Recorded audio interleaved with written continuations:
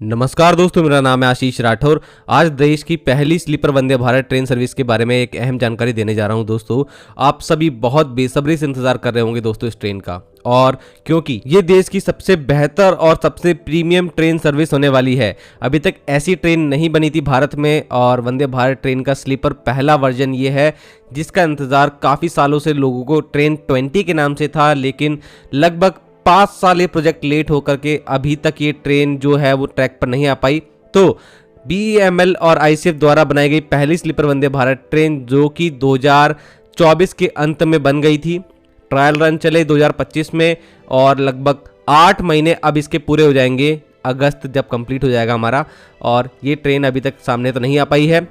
Trial run काफ़ी अच्छे रहे थे, तो इसको लेकर के काफ़ी सारे आर्टिकल छपे, काफ़ी न्यूज़ चली, लेकिन अभी तक कोई रूट तय नहीं हो पाया कहाँ ये ट्रेन चलाई जाएगी। अब दोस्तों ये इंतज़ार ख़त्म होने वाला है, क्योंकि अगस्त में ही ये जानकारी अश्विनी वैष्णव जी ने गुजरात में भावनगर जब वो पहुंचे थे तब दे दी थी, और मिनिस्ट्री ऑफ रेलवे ने भी इसको ट्वीट करा था कि ये ट्रेन सितंबर 2025 में लॉन्च होने जा रही है।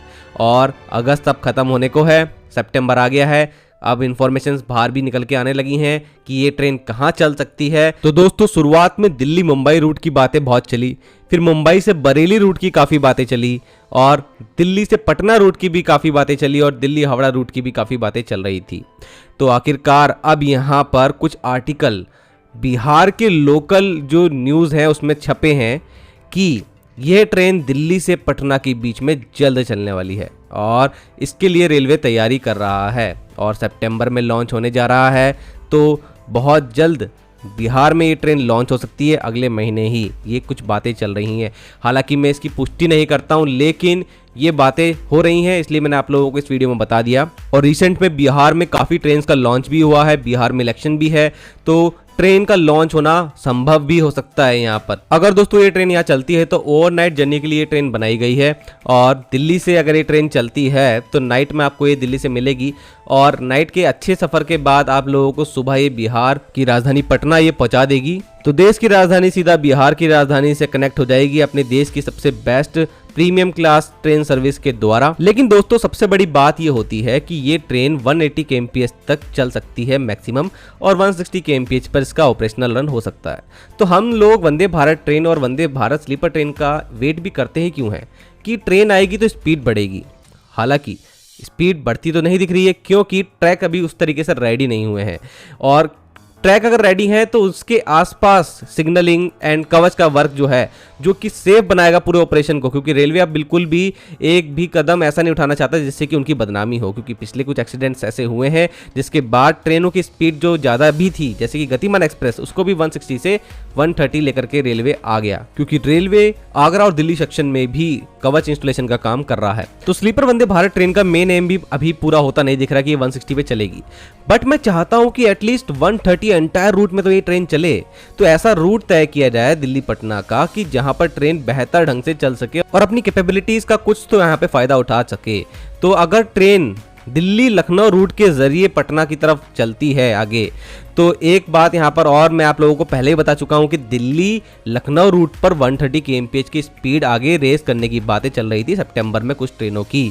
तो हो सकता है कि इस सेक्शन में ये ट्रेन यहाँ से गुजरे तो पहली ट्रेन बन जाए जिसकी स्पीड 130 kmph हो इस दिल्ली लखनऊ सेक्शन में। और अगर दोस्तों ये ट्रेन दिल्ली कानपुर रूट से जाती है पटना, तो मुझे लगता है कि ये दिल्ली हावड़ा रूट का एक मेजर पार्ट है, और एक बेहतर यहाँ पर ट्रैक और स्पीड मिल जाएगी ट्रेन को।